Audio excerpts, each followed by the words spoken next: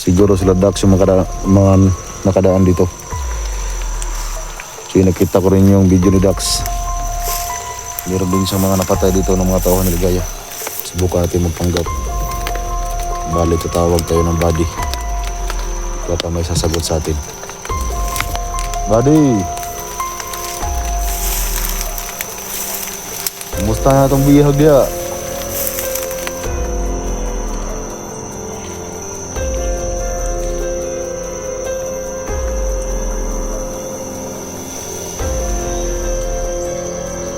Kaibigan.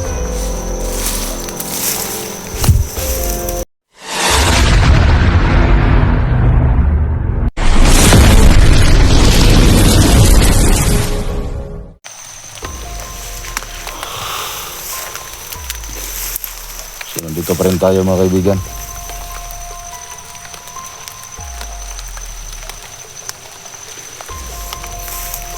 Kasi ang bala ko mga kaibigan, pag meron tayong makita ng mga tauhan ni Ligaya dito ngayon, magpanggap tayo na kasamahan nila. At syempre, itong suot natin, kailangan natin itong baliktarin. Kasi may papato ni Jigo, anak ko.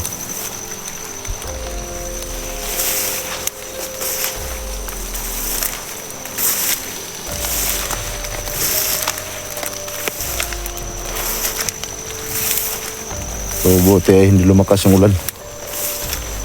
Ito, meron talaga mga nagaganap dito.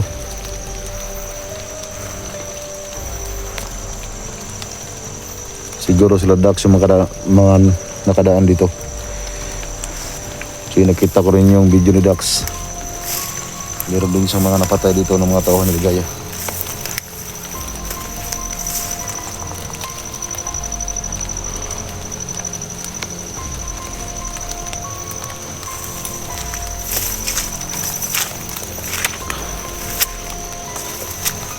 So parang hindi tayo mapapalaban dito ngayon. Baka nalaman nila na parating ako dito. Gusto ko talaga makapatay kahit isa o dalawa, tatlo man lang sa mga tauhan ng Commander Ligaya na yan. Kasi yung ating mga napatay ay tauhan ni Commander Badang.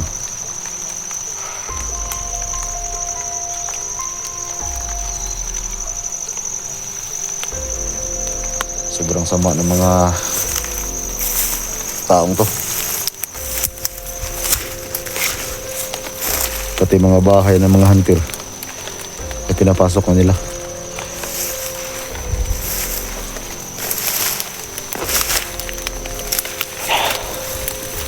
Kasi muna tayo dito.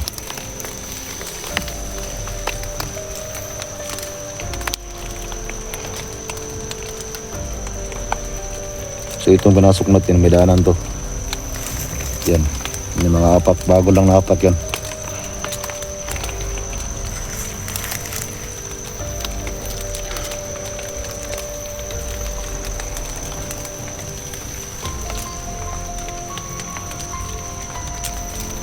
Susubukan natin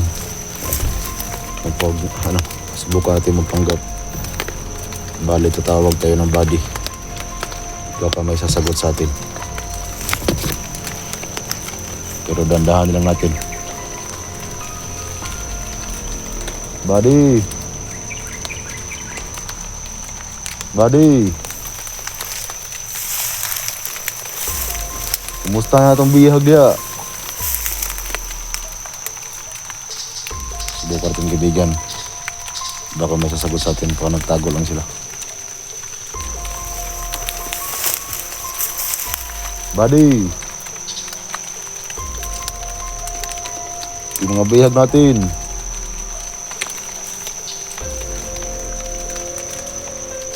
Bantayan nyo ng maigi, baka makatakas.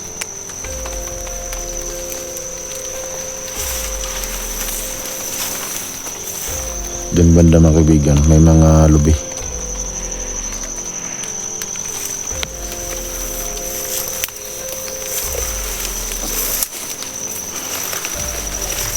So So yan mga kaibigan, no? Nakita natin yung pinaglagyan is Gender 01. Ang problema, hindi natin sila nabutan dito.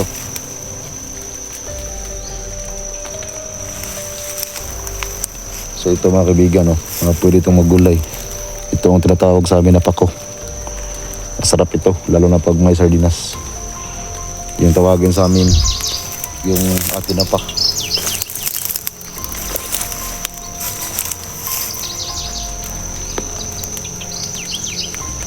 Tingin tayo sa taas, baka may nakaabang sa atin.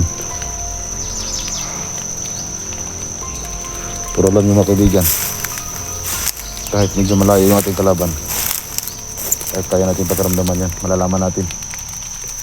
Pero dito ngayon, kung meron man silang mga agimat o mga orasyon, siguro kung meron sila dito, kung nandito sila, baka itinago nila para hindi natin makuha yung kanilang enerhiya. Kasi wala akong naramdaman dito ngayon. Pero itong area, hindi talaga pwedeng magkamali dito. Ito talaga yan. So andun lang yung mangga na pinaglagyan SG. Yun.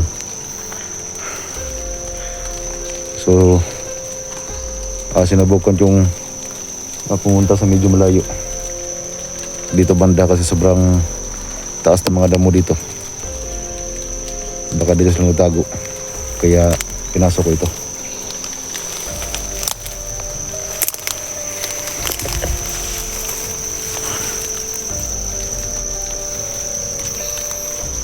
Diyan banda may mga lubina. So, sobrang taas ng mga damo kaibigan. So sarap sanang gumamit ng tagulilong. Ang problema, maiwan natin itong silipon ng anak ko. Tsaka itong dinaanan nila, hanggang dyan lang, wala na.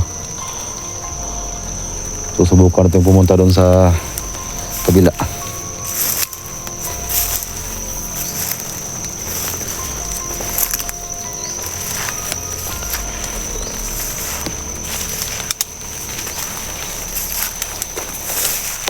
Diyan tayo galing kanina.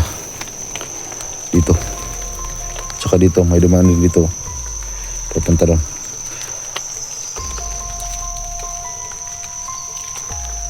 So dahil wala tayong mahagip na enerhiya ng kalaban, itong dinaanan nila, susundan natin.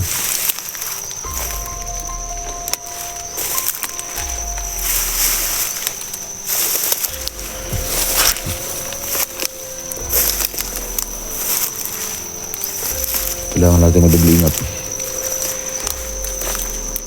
Kasi itong katawan nating napasukan ay matatablan to ng bala. So nasabi ko na sa inyo yan. Ginawa ko na ang lahat. May balik lang yung kapangyarihan ng anak kong si Jigo. Ang problema ay hindi kaya ng kanyang katawan. So tingin ko kaibigan, para hindi tayo mapalaban dito ngayon. Wala nagparamdam sa atin. Pero nung paglabas ko galing sa altar na bato, ay may humarang sa atin, kaya yun, napatay natin. Hangad ko talaga na makapatay ng tauhan ni Commander Ligaya. Gusto kong subukan kung gaano sila kalakas. Pero sa ngayon, parang wala nagparamdam sa atin.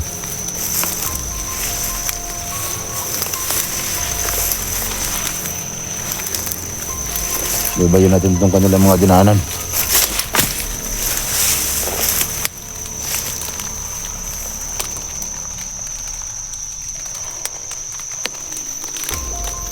Pati dun sa mga bugang, oh.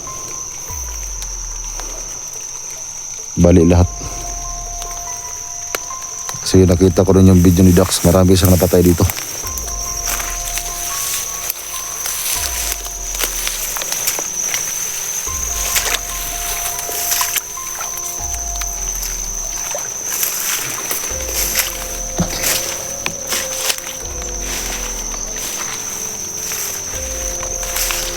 So dito banda, bigamit ulit tayo ng tagulilong.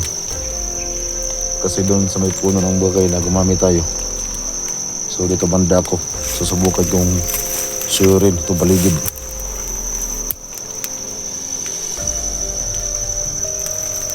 So gagamit ulit tayo dito ng tagulilong.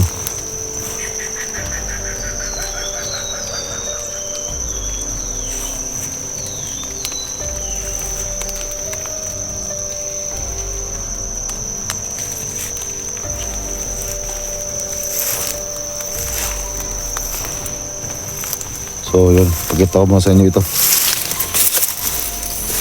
Sobrang dami ng mga dinaanan nila. Pati dito.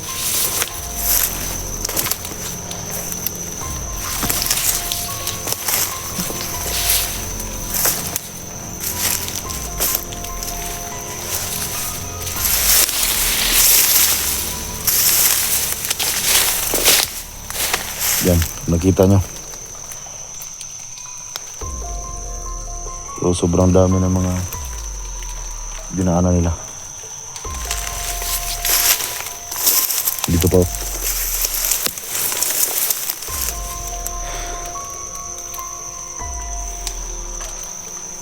So, gamit ulit tayo ng tagulong dito. Sure natin sa paligid.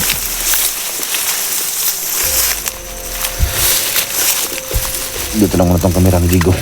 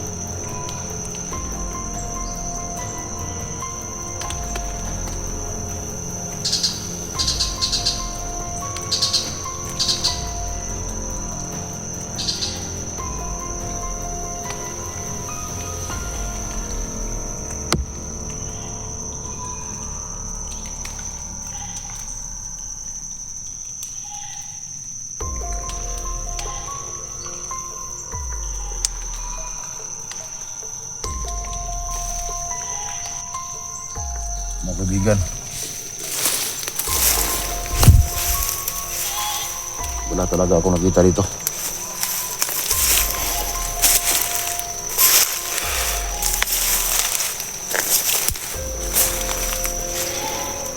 Dumating ako doon, may kambing akong nakita. Yun o, kung narinig yung boses.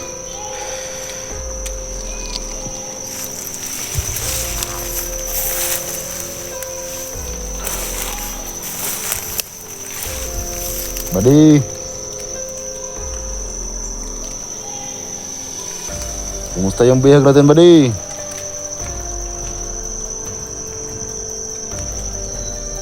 Gusto ko sana magpanggap tol, pero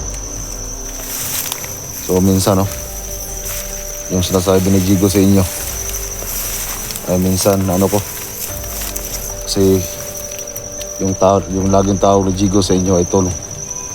So minsan lumalabas din sa bibig ko. Pero sa amin talaga ng mga kulto, kaibigan talaga yung tawag namin. Kung naalala nyo si Rewil X03, yun talaga yung kanyang nasunod. Tawag niya sa mga viewers niya, kaibigan. So yung kay Jigo, siguro nakuha din niya sa mga nauna pang vlogger sa kanya. Gaya nila Kuya Buds, nakita ko rin yung video ni Buds, bihag din siya. So ang tawag kasi ni Buds sa kanyang mga viewers ay tol. Kaya siguro itong anak ko ay gumaya. Pero sa amin ng mga kulto, gaya ko, kaibigan talaga. Minsan lumalabas lang sa bibig ko, tol. Kasi yung anak ko, parang naano din ako. Buti si Rewil X03 ay di talaga nabago yung tawag niya sa mga tao. Kaibigan talaga yung tawag namin.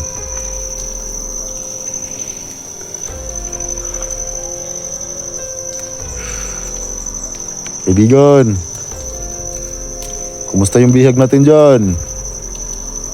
Buhay pa ba?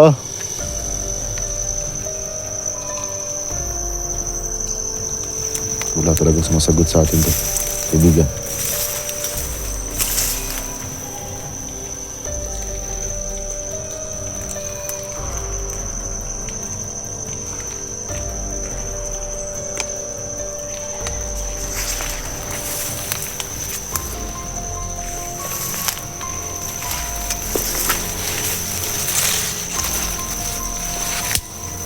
So okay, mag-alala mga kaibigan, kasi yung mangga na yan,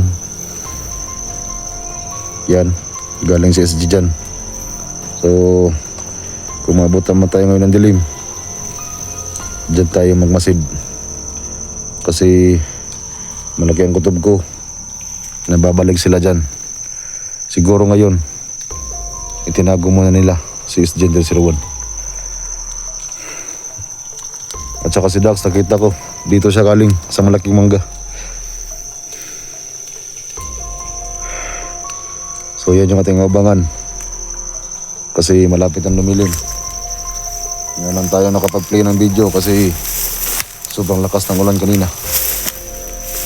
So, di bali mga kaibigan, kahit wala tayong video, ang importante ay mabangan natin yung mangga na yan. Diyan natin nabangan si Gender 01 at yung mga kumuha sa kanya. So, lagay ko kasi para maabutan kita ko ng dilim dito.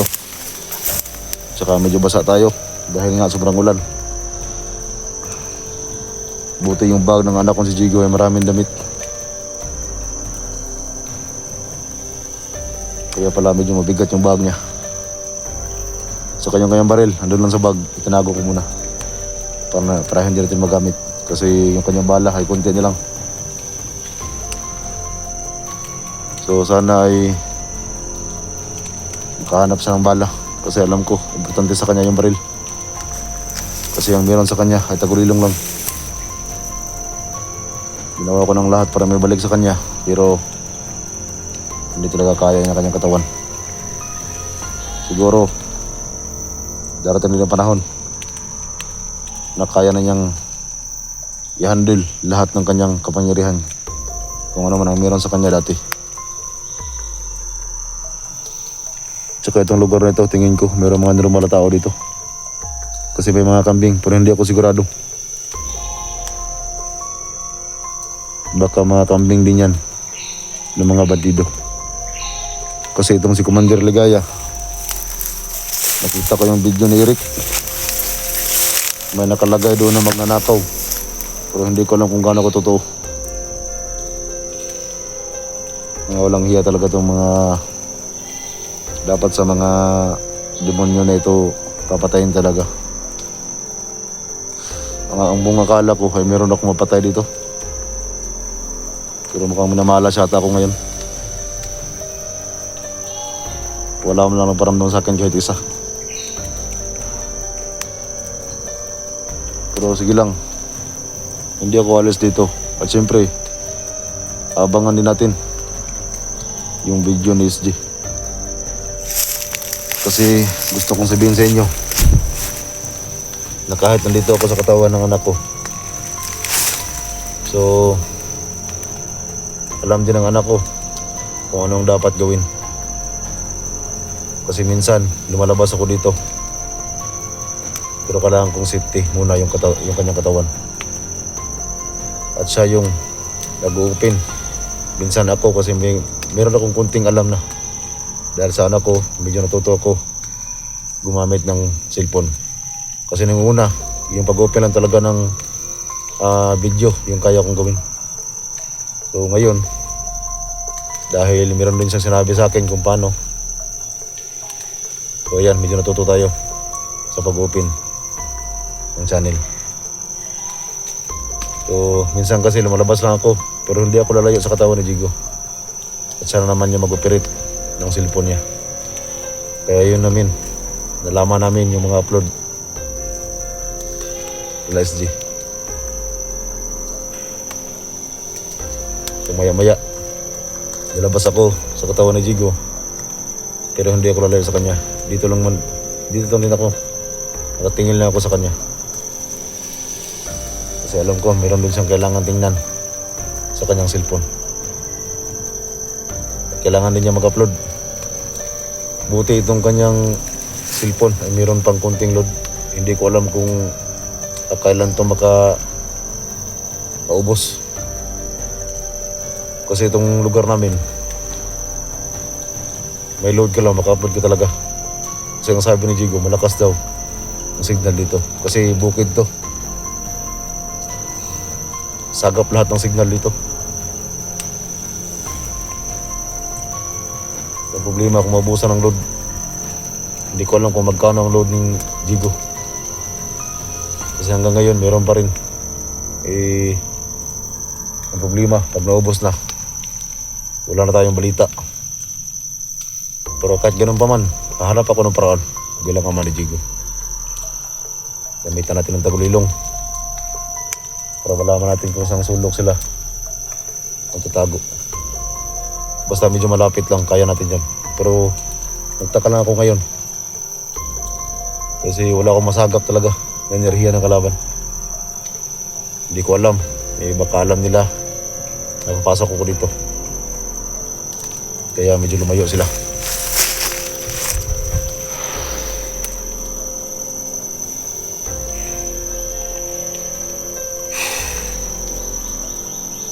Malapit talagang lumilim.